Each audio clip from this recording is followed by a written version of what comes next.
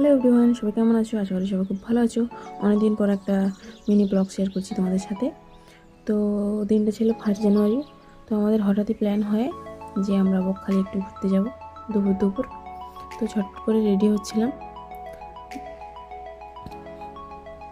প্রথমে একটু টোনার নিয়ে তারপর ময়শ্চারাইজার নিয়ে নিলাম। তো আইব্রো একটু ঠিক করে হালকা আই মেকআপ করলাম। তো